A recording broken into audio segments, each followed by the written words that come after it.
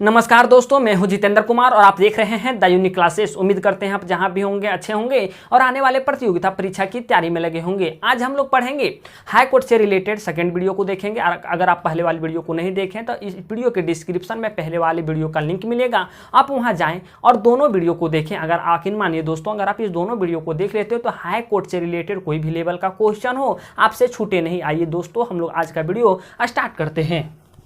Start करने से पहले हम आपको कुछ इन्फॉर्मेशन दे दें कि जो हमारे राजनीतिक पद के प्रमुख पद माने जाते हैं वह कार्यपालिका,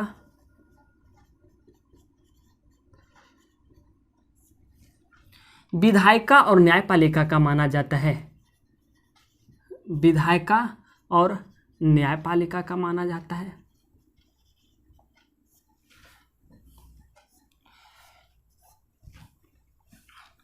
कार्यपालिका का मेंबर विधायिका के मेंबर हो सकते हैं, विधायिका का मेंबर कार्यपालिका के मेंबर हो सकते हैं, लेकिन न्यायपालिका को इन दोनों से बिल्कुल अलग रखा गया है, बिल्कुल पृथक रखा गया है। आइए दोस्तों, हम लोग देखते हैं कि विधायिका का मेंबर कार्यपालिका का मेंबर कैसे हो सकता है। चूंकि आपको पता है विधायिका के अंतर्गत जो केंद्र स्तर पे आते हैं वो संसद आते हैं और राज्य स्तर पे विधानमंडल। संसद के दो सदन होते हैं, लोकसभा, राज्यसभा। जो हमारे भी देश के पीएम हैं, माननीय नरेंद्र मोदी जो हमारे देश के पीएम हैं, वो अभी लोकसभा के मेंबर हैं। अगर कार्यपालिका पद पे उनको देखा जाए तो वो कार्यपालिका के पद पे भी कार्यरत होते हैं। अगर वे सदन में आते हैं तो लोकसभा के मेंबर के जैसा काम करते हैं, लोकसभा के मेंबर के जैसा काम करते हैं। और अगर कार्यपालिका के पद पे आते हैं तो वे अपने कार्यपालिका के रूप में काम करते हैं। तो हम लोग अब पता चल गया कि कार्यपालिका का जो मेंबर होता है वह विधायिका का भी मेंबर होता है और विधायिका का मेंबर कार्यपालिका का मेंबर होता है। इसके उदाहरण जो अभी हमारे देश के पीएम नरेंद्र मोदी हैं, इसके उदाहरण हैं। अब न्यायपालिका क्या है? न्यायपालिका को इन दोनों से बिल्कुल अलग रखा गया है। क्योंकि आपको पता है कि न्यायपालिका अगर इन दोनों से मिल जाती है, अर्थात अगर वे विधायिका और कार्यपालिका से मिल जाती है तो अर्थात एक विशेष पार्टी से मिल जाएगी। अगर एक विशेष पार्टी से मिल जाएगी तो ऐसी अवस्था में न्यायपालिका अपने न्याय को निष्पक्ष तरीके से नहीं दे सकती है, क्योंकि एक अगर विशेष पार्टी से मिल जाती है तो अपने न्याय को निष्पक्ष तरीके से नहीं दे सकती है। तो वैसे में हमारे देश के लिए काफ़ी घातक सिद्ध होगा और हमारे जो देश के पूरे नागरिक हैं, अगर कानूनी तौर पे देखा जाए तो उनका जो भविष्य टिका होता है वो न्यायपालिका पे टिका होता है। न्यायपालिका पे सबकी भरोसा बनी हुई होती है। अगर न्यायपालिका इन दोनों से अगर मिल भी जाते हैं तो ये हमारे देशवासियों के लिए ठीक नहीं होगा, संविधान के लिए ये ठीक नहीं माना जाएगा। उम्मीद है आपको चीज़ें समझ आ गया होगा कि क्यों रखा जाता है न्यायपालिका को अलग। न्यायपालिका से दो चीज़ें आप लिख लीजिए। अगर न्यायपालिका में कोई भी बात होती है, चाहे वह संसद की बात हो, न्यायपालिका अगर कोई भी बात करती है, कोई भी निर्णय लेती है तो उसका आलोचना ना तो संसद में किया जाएगा ना तो विधानमंडल में किया जाएगा। उसकी आलोचना ना तो संसद में की जाएगी ना ही विधानमंडल में की जाएगी। दूसरा, संसद न्यायपालिका के न्यायिक क्षेत्र की कटौती नहीं कर सकती है। न्यायपालिका के न्यायिक क्षेत्र की कटौती नहीं कर सकती है। न्यायपालिका के न्यायिक क्षेत्र में कटौती तो नहीं कर सकती है, लेकिन संसद को यह पावर दिया गया है कि वह कुछ चीजों को परावर्तित जरूर कर सकती है। जैसा कि हम आपको बताए थे कि एक हाईकोर्ट में संसद को यह पावर दिया गया है कि वे एक हाईकोर्ट का गठन दो राज्यों को भी मिलाकर कर सकते हैं। कभी कभी अगर संसद को ये लगता है, कभी संसद को लगता है कि इस हाईकोर्ट में दो राज्यों का जो कार्य सौंपा गया, इस हाईकोर्ट में प्रेशर ज़्यादा बढ़ गया, तो यहाँ से एक स्टेट को, एक राज्य को यहाँ से निकाल सकती है। अर्थात एक हाईकोर्ट में एक या एक से अधिक राज्यों को विलय करने की जो शक्ति है, सम्मिलित करने की शक्ति है, वो संसद को है और यहाँ से हटाने का भी शक्ति संसद को है। उम्मीद है आपको यह जो दो चीज़ें। तीसरा पॉइंट आप ये लिख लीजिए कि न्यायपालिका के मुख्य न्यायाधीश हाई कोर्ट के मुख्य न्यायाधीश को यह पावर दिया गया है कि हाई कोर्ट के कर्मचारी एवं अधिकारी को वो मुख्य न्यायाधीश नियुक्त कर सकते हैं। हाई कोर्ट के जो मुख्य न्यायाधीश हैं वो हाई कोर्ट में अधिकारी और कर्मचारी को नियुक्त कर सकते हैं। तीसरा पॉइंट। चौथा पॉइंट लिखिए कि जो डिस्ट्रिक्ट कोर्ट होते हैं, राज्य के जो डिस्ट्रिक्ट कोर्ट होते हैं उस पे जो नियंत्रण होता है वो हाई कोर्ट का नियंत्रण होता है। अब ये 4 पॉइंट को वीडियो को आराम से रोक के लिख लें। अब हम लोग देखते हैं कि न्यायाधीशों का स्थानांतरण कैसे होता है। न्यायाधीश अगर एक हाई कोर्ट में अभी इस टाइम है तो उसे कुछ समय के लिए दूसरे कोर्टों में भी कैसे कौन जो होता है एक जगह एक हाई कोर्ट से दूसरे हाई कोर्ट तक भेजते हैं, क्या प्रोसेस है भेजने का, आप इसे स्क्रीनशॉट ले लें दोस्तों। न्यायाधीशों का हस्तांतरण कैसे होता है, उम्मीद है आप इसे स्क्रीनशॉट ले लिए होंगे।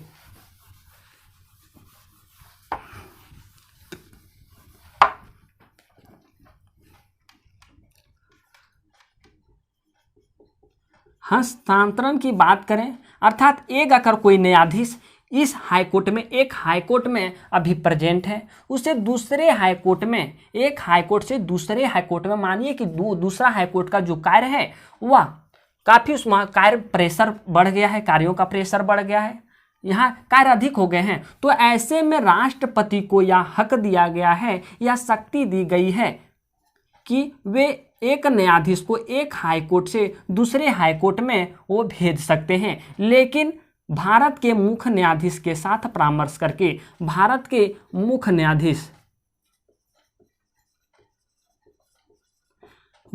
न्यायाधीश के साथ परामर्श करके। चूंकि आपको पता है, हम आपको पहले बता चुके हैं कि एक हाईकोर्ट में एक मुख्य न्यायाधीश होंगे, बाकी कितने अन्य न्यायाधीश होंगे यह जो डिपेंड करता है वह राष्ट्रपति पे करता है, क्योंकि राष्ट्रपति किसी भी हाईकोर्ट में अन्य जो न्यायाधीशों की नियुक्ति करते हैं वो आवश्यकता को, एक हाईकोर्ट में कितने अन्य न्यायाधीशों की आवश्यकता है उसके अनुसार करते हैं। तो अगर किसी भी हाई कोर्ट में कामों का प्रेशर बढ़ जाता है तो वे एक हाई कोर्ट से दूसरे हाई कोर्ट में एक न्यायाधीश को एक हाई कोर्ट से दूसरे हाई कोर्ट में भेज सकते हैं। उम्मीद है यह टॉपिक आपको समझ आ गया होगा। राष्ट्रपति अन्य न्यायाधीशों को मुख्य न्यायाधीश के रूप में कौन कौन सी कंडीशन आएगी, जो कोई एक अन्य न्यायाधीश को राष्ट्रपति को यह हक दिया गया है कि अगर कोई अन्य न्यायाधीश है तो उसे मुख्य न्यायाधीश के रूप में पद दिया जाएगा। कौन कौन स्थिति आएगी जो कोई अन्य न्यायाधीश को मुख्य न्यायाधीश का पद दिया जा सकता है। पहला, अगर मुख्य न्यायाधीश का पद रिक्त हो, मुख्य न्यायाधीश का पद रिक्त हो। दूसरा, अगर अस्थायी रूप से मुख्य न्यायाधीश अपने पद पे ना हो, मुख्य न्यायाधीश अपने पद पे ना हो।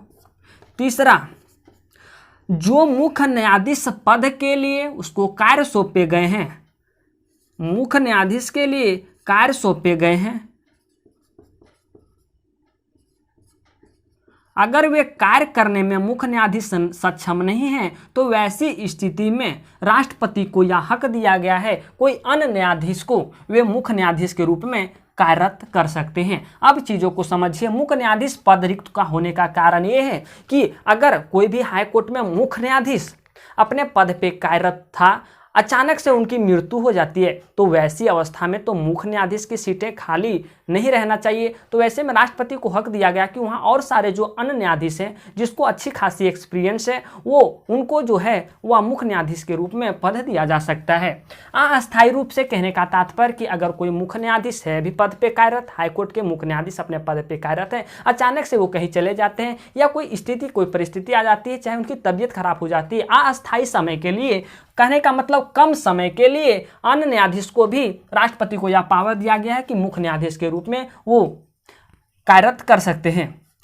कार्य सौंपे गए, अगर जो मुख्य न्यायाधीश को कार्य सौंपे गए हैं, अगर वह मुख्य न्यायाधीश अपने कार्य को करने में असक्षम है, असमर्थ है, तो वैसे अवस्था में राष्ट्रपति को यह पावर दिया गया है कि वो अन्य न्यायाधीश को मुख्य न्यायाधीश के पद पे कार्यरत करवा सकते हैं। आप ये 3 पॉइंट को मेनली याद रखिएगा, आप चीज़ों को आराम से लिखिए।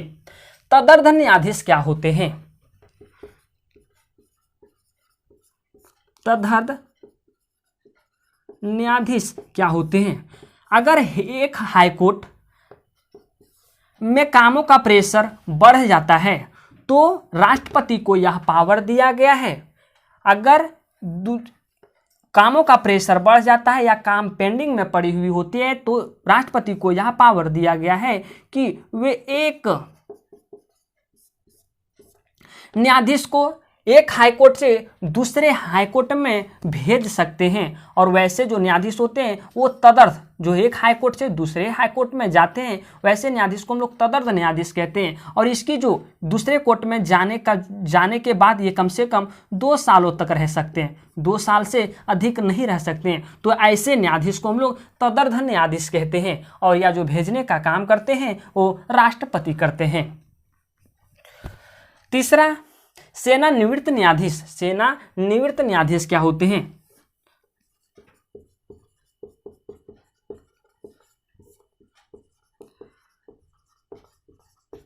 वैसे न्यायाधीश जो न्यायाधीश के रूप में पहले सेवा कर चुके हैं, उनको मुक्ति भी मिल चुकी है। अगर मुक्ति मिल चुकी है और ऐसा लगता है हाई कोर्ट के मुख्य न्यायाधीश को कि अब जो इस हाई कोर्ट में है उस कामों का प्रेशर काफ़ी बढ़ गया है और काम में कुछ पेंडिंग में है, तो वैसी अवस्था में एक हाई कोर्ट के जो होंगे मुख्य न्यायाधीश वे राष्ट्रपति के साथ परामर्श करके सेवानिवृत्त न्यायाधीश को बुला सकते हैं। सेवानिवृत्त न्यायाधीश को बुला सकते हैं, लेकिन आप यहाँ ध्यान रखिएगा कि मुख्य न्यायाधीश ये काम अपने से नहीं कर सकते हैं, राष्ट्रपति के परामर्श के बाद ही कर सकते हैं।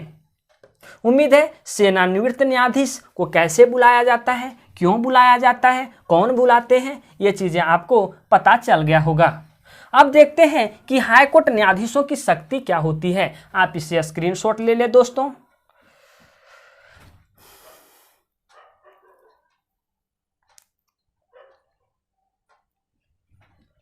उम्मीद है आप इसे स्क्रीनशॉट ले लिए होंगे।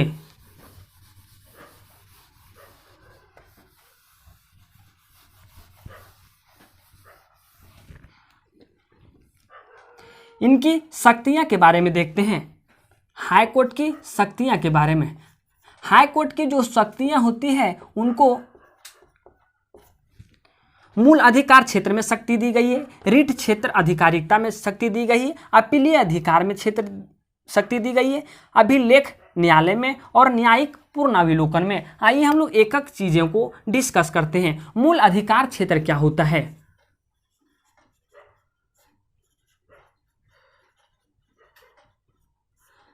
वैसे मुद्दे जो सीधे हाई कोर्ट में उठाए जाते हैं, जैसे मौलिक अधिकार संबंधित, मौलिक अधिकार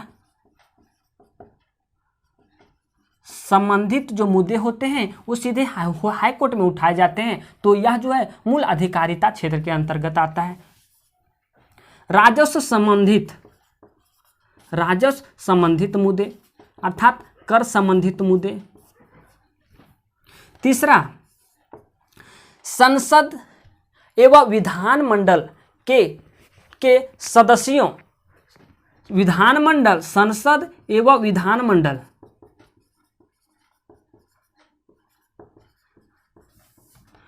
सदस्यों के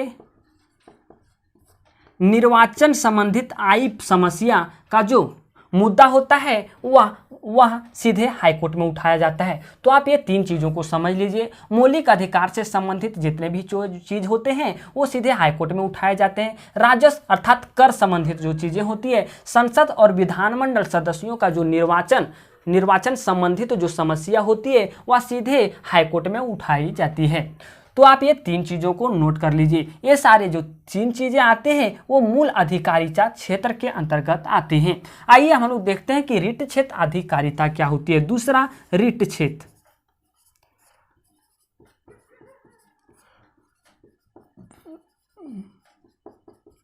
आपको पता है कि राज्य स्तर पे अगर उच्च न्यायालय की बात करें, सबसे राज्य स्तर पे जो सर्वोत्तम न्यायालय होती है वह हाई कोर्ट होती है। हाई कोर्ट को भी अधिकार दिया गया है कि कोई भी व्यक्ति को जो मौलिक अधिकार संविधान के द्वारा प्रदत्त है उसका कोई हनन ना करे, कोई उसका शोषण ना करे, छीनने की कोशिश ना करे। तो वैसी अवस्था में उस मौलिक अधिकार के जो रक्षक होते हैं वो हाई कोर्ट होते हैं। अगर हाई कोर्ट जो होते हैं वो मौलिक अधिकार के रक्षक होते हैं, तो ऐसे में अगर कोई हनन करने की कोशिश करता है मौलिक अधिकार को, तो वो ऐसे में रिटें जारी करती है। रिटें 5 रिटें जारी करती है, 5 रिटें जारी करती है अनुच्छेद 226 और अनुच्छेद 13 के तहत, ताकि आम जनता का जो मौलिक अधिकार है वो मौलिक अधिकार कोई हनन ना कर सके। वे जो होते हैं वे रक्षक होते हैं, इसलिए वे मौलिक अधिकार को बचाने के लिए अनुच्छेद 226 और 13 के अनुसार 5 रिटें जारी करती है। अब आपको पता है कौन कौन सी रिटें जारी करती है, हम पहले आपको वीडियो में हम आपको बता चुके हैं। अपीलीय अधिकार क्या होता है। तीसरा आता है अपीलीय अधिकार क्या होता है।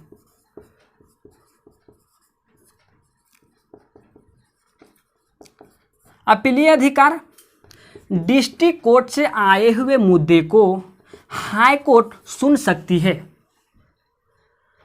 डिस्ट्रिक्ट कोर्ट से आए हुए मुद्दे को हाई कोर्ट सुन सकती है। यार जो यह अधिकार होता है वह अपीलीय अधिकार के अंतर्गत आता है। जैसा कि आपको हम बताए थे कि सुप्रीम कोर्ट, हाई कोर्ट और डिस्ट्रिक्ट कोर्ट, तो डिस्ट्रिक्ट कोर्ट से आए हुए मुद्दे को हाई कोर्ट सुन सकती है, हाई कोर्ट से आए हुए मुद्दे को सुप्रीम कोर्ट सुन सकती है। जो यह सुनने की प्रक्रिया होती है या जो अधिकार होता है वह अपीलीय अधिकार के अंतर्गत आता है। आइए हम देखते हैं अभिलेख न्यायालय क्या होता है। अभिलेख न्यायालय क्या होता है। अभिलेख न्यायालय क्या होता है। अगर हाई कोर्ट के द्वारा किसी भी मुद्दे पर कोई भी निर्णय दिया जाता है तो वो अधीनस्थ कोर्टों के लिए, अधीनस्थ न्यायालय के लिए वह कानून बन जाता है। कहने का तात्पर्य यह है कि कोई भी जो हाई कोर्ट है वह अगर कोई भी निर्णय को देती है, किसी भी मुद्दे पर वह निर्णय देती है, तो यह निर्णय डिस्ट्रिक्ट कोर्ट के लिए अधीनस्थ, अगर हम न्यायालय बोलें तो वह डिस्ट्रिक्ट कोर्ट आती है, डिस्ट्रिक्ट कोर्ट के लिए यह कानून बन जाती है। अर्थात हम लोग कह सकते हैं कि हाई कोर्ट के द्वारा दिया गया निर्णय डिस्ट्रिक्ट कोर्ट के लिए कानून बन जाती है। न्यायिक पुनराविलोकन क्या होता है। न्यायिक पुनराविलोकन क्या होता है।